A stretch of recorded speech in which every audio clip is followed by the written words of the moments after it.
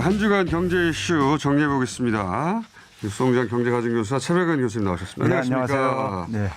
뭐 이것저것 많이 있었어요. 예. 많이 있었는데 무슨 얘기인지 모르고 지나간 뉴스들이 자잘하게 있습니다. 예.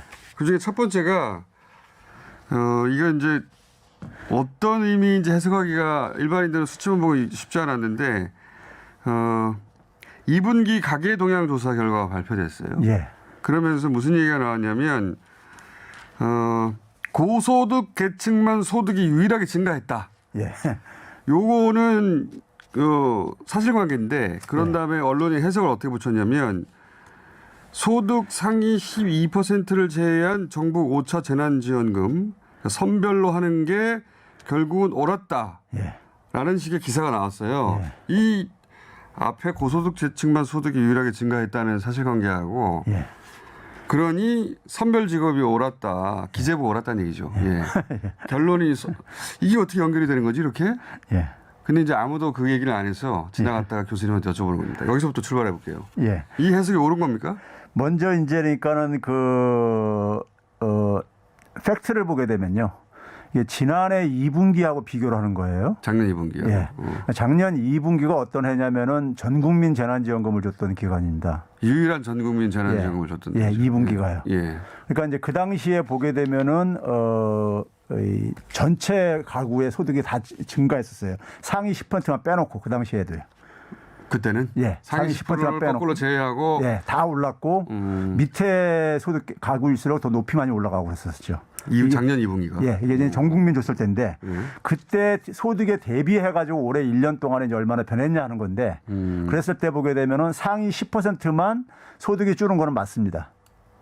소득이 증가했다고 상위 10%. 상위 10%가 소득이 증가를 했어요. 3.2% 정도요. 그러니까 작년하고 정반대 양상이에요. 정반대가 나타난 거죠. 작년에는 예. 하위 90%가 증가하고 상위 10%는 감소했는데 올해는 거꾸로 하위 90%는 줄어들고 예. 상위 10%만 증가했다. 예. 근데 이 작년 거 이 두 수치를 놓고 예. 이 뉴스는 그러니까 선별 지급을 하는 게 맞지. 예. 상위 10%만 증가했으니 결과만 놓고 얘기하는 거예요. 그죠? 예. 그런데 이제 올해 이제 2분기는요. 1차 추경을 해 가지고 집행을 했던 기간인데 선별 지원을 했었던 그에 이제 반영이 된 거예요. 재난지원금을 기준으로 해서 보자면 예. 작년에 2분기는 전 국민 재난지원금을 줬는데 예. 그때는 90% 하위 90%가 상승했는데 올해는 선별 지급한 2분기에 예. 성적표는 상위 10%만 증가하지 않았냐. 예. 그러니까 교수님은 거꾸로 결론을 내시겠네요. 거 봐라. 재난지원금 전 국민으로 줬어야지. 실제로 보게 되면 전체 가구가요. 예. 재난지원금이라는 게 이제 정부 이전 소득으로 잡히는 소득이에요. 그런 거죠. 예. 예. 그러니까 뭐 근로소득이나 무슨 뭐 사업소득이 아니라 재산소득이 아니라요. 예. 그 부분의 감소로 다 이게 감소한 거예요. 네? 감소한 거기 때문에 그 상위 계층 10%도 그걸 빼게 되면 마이너스가 됩니다. 이 결론을 거꾸로 낸 거네요. 그렇죠. 그러니까 작년과 올해 비교했을 때 예. 전 국민 재난 지원을 줬을 때가 훨씬 성적이 좋지 않느냐. 그렇죠. 그렇게 결론을 냈어야 되는데 이것은 올해 봐라 줄어들었지 않느냐. 네. 그 하위 90%가 그러니까 늘어난 사람들한테 벌 주자는 접근을 한 거 아니에요. 그렇죠. 마치. 거기다가 이제 접근을 거꾸로 한 이제 올해 같은 경우는 자영업자들만 지원해 줬잖아요. 1차 선별할 때요. 예. 근데 이제 자영업자들 소득만 딱 보게 되면요. 예. 상위 20%가 그 밑에 20에서 40%보다 더 많이 줄어들었어요. 상위가? 자영업자들은 다 줄어들었어요. 전체가 다 줄어들었다. 예. 근데 상위 20%가 상위 40%가 더 많이 줄어들었어요. 근데 이제 자영업자의 소득은 사실은 전 국민 재난 지원과 밀접한 관계가 있습니다. 그렇죠. 작년에는 자영업자들도 다 증가했었거든요. 왜냐하면 그 돈을 결국 자영업자한테 쓸 그래 주머니 거거든요. 들어가니까요. 예. 예. 그게 줄어든 거는 결국은 이제 전 국민 재난지원금을 주지 않았기 때문이다. 예. 교수님의 오랜 지론이죠. 예. 자, 그게 하나 있고 또 다른 게 뭐가 있습니까? 이 가계 동향이요? 아니요, 이건 이제 알겠어요. 전체적인 흐름을. 예. 그다음에 이제 그 지난주에 제가 얼핏 들을 때는 그 중소벤처기업부의 권칠승 장관이 잠깐 인터뷰한 거를 제가 했는데 거기서 저 정작 중요한 게 하나 빠졌는데요. 장관이 얘기를 안 했어요. 중요한 게 있었는데 뭡니까? 이 이제 중소벤처기업부에서 이제 그 고용정보원 이제 그 고용보험 가입을 이제 통계가 있어요. 고용보험. 예. 가입자들 이제 통계요. 그걸 가지고 이제 그러니까는 벤처기업들의 고용 상황을 이제 조사를 했어요. 고용 상황을 조사했는데 지금 이제 고용이 예. 우리가 경제 성장률 같은 경우는 코로나 이전 사전을 다 회복을 했잖아요. 예. 회복을 했는데 고용은 아직 그러니까 회복이 안 됐습니다.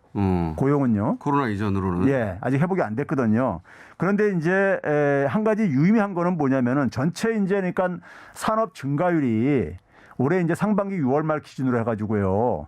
그 고용 증가율이요? 예, 고용 증가율이 그러니까 예. 한 2.2% 정도 증가했는데 예.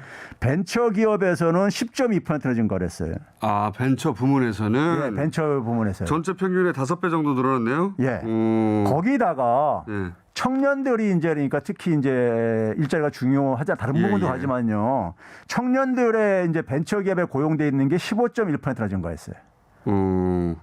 이거를 그러니까 이제 지금 고용 상황이 굉장히 아직도 회복이 안 된 상태 속에서 그나마 고용 회복을 이끌고 있는 게 이제 그러니까 벤처. 특히 이제 젊은 사람들은 대개가 보게 되면 대기업 정규직이나 공무원, 공기업 아니면 이런 신기술 분야와 관련된 일자리에 관심이 있는데 교수님 전화였습니다. 예. 누군가요? 그랬는데 그 이 벤처 기업이 그나마 이제 고용을 이제 그러니까 증가시키고 있는 게 이제 다행스러운 얘기고요. 또 한 가지 이제 그러니까 우리가 좀 주목해야 될 부분은요. 벤처의 붐이 과거 이제 DJ 정부 때 김대중 정부 때 그랬잖아요. 1차 붐이죠 그때. 예, 붐했는데 최근에 보게 되면 우리나라 이제 아무래도 이제 대표적인 기업 하게 되면은 4대 그룹 얘기하잖아요. 삼성, 현대, LG, 삼성, SK. LG, SK 뭐 현대차 이렇게 가잖아요. 그런데 이런 인원들에서 그러니까는 이 고용하고 있는 이 정기적으로 이렇게 상시적으로 고용하고 있는 규모보다 우리나라 이제 유니콘 기업이라고 해가지고 벤처 기업 중에서도 그러니까 주로 이제 10억 달러 이상이 자산 규모가 되는 1조 클럽 이제 되는 이 유니콘 기업 종사자가 2,000명이 더 많습니다. 아, 이제는 예. 그러니까 이제 이 기업 구조에서도 좀 이제 바람직하게 바뀌는 유니콘이라고 부르면 안 될 것 같아 이제는. 유니콘이 아니라 거의 과거 우리 머릿속에 이제 대기업 재벌 규모로 성장한 거 아닙니까? 그렇죠. 예. 자, 거기 종사자가 오히려 전통적인 재벌보다 더 많아지고 있다. 그렇죠. 4대 기업보다. 자, 마지막 이슈는 뭔가요? 그다음에 이제 우리가 그 한 나라의 이제 국가 신용을 평가할 때 일반인들이 흔히 알고 있는 게 이제 신용 평가 회사들에서 매기는 등급이잖아요. 그렇죠. 국제적인 뭐 S&P가 뭐 그러니까 AAA 매기고 뭐 이런 거 있잖아요. 그걸로 하게 되면 우리나라가 S&P 기준으로 봤을 때요. 가장 높은 나라가 이제 독일이라든가 캐나다 뭐 그다음에 미국 그 다음 순으로 이제 그러니까는 영국, 프랑스, 한국이 그 다음에 이제 같은 순서고 일본보다 우리가 2등급 높았었어요. 등급으로 보자면 두 번째 등급 정도. 제일 위에서 두 번째 정도. 그런데 이제 시장에서 투자자들이 이제 평가하는 게 있습니다. 투자자들이 그러니까 이제 그래서 자기가 한국 정부가 채권을 발행을 하잖아요. 돈 빌리기 위해서요. 그 채권은 그러니까 어느 나라나 그러니까 우리가 예를 들어서 상환 못할 가능성도 있는 거잖아요. 최소한이요. 국공채 이자율 말하자면. 그걸 이제 상환을 못할 때 그러면 이제 투자금을 이제 날리는 거잖아요. 상환을 못한다는 건 모라토리움이 된다는 거죠. 그렇죠. 나라가 망한다는 거죠. 그렇죠. 투자금을 회수를 못하는 거잖아요. 그렇죠. 거기에 대해서 안전장치를 마련하고 싶을 게 아닙니까? 그 안전장치가 일종의 뭐냐면 CDS라고 신용파산 수합 이제 파생금융 상품인데 거기에 대해서 이제 그러니까 일종의 수수료를 내고 그걸 보장받는 거예요. 아, 국가가 부도를 낼 경우에 이런 의미죠. 그런데 그게 일본하고 한국이 전통적으로 한 25pp 정도로 차이가 났었는데 그 단위가 25pp예요? BP. 1bp가 0.01%인데 근데 이게 우리가 일본이랑 똑같이 17대로 똑같아졌습니다.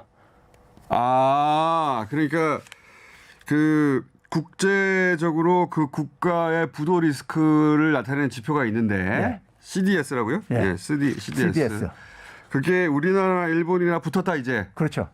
거의 근접해가지고 이제는 0.003%도 안 차이 안 날 정도로. 미국, 독일 같은 나라들이 최상급이고 그게 이제 그거는 상업 신용평가기관에서도 최상급이고 그다음에 그거보다 훨씬 더 시장의 진실을 드러내는 요 CDS라는 값이 있는데 요 값을 기준으로 했을 때 이전에는 미국, 독일 그리고 그 다음 단계가 일본 정도 됐는데 우리가 일본하고 붙었다. 예. 우리나라 이게 신용등급이 엄청 올라갔다는 이게 얘기예요? 의미가 있는 것은요. 예. IMF에서 발행하는 가상통화인 그 SDR이라고 있는데 그게 이제 소위 기축통화국가들 5개 국가들을 반영을 하는 해서 하는데 예. 일본이 그 기축통화국가 중에 하나잖아요. 그럼 우리 신용등급 기축통화국가 수준 올라갔다는 거예요? 그렇죠. 프랑스보다 위에 있고 그러니까는 예? 위에 있고 그러니까는 그런 점에서 이제 그러니까는 우리가 이제는 그러니까 명실상부하게 G7 내에 이미 그러니까 진입을 했다. 국제 금융계에서 볼 때도 경제적 지표로 볼 때. 그러니까 이 나라는 부도 안 난다는 거잖아요. 그렇죠. 한마디로 말하면. 예.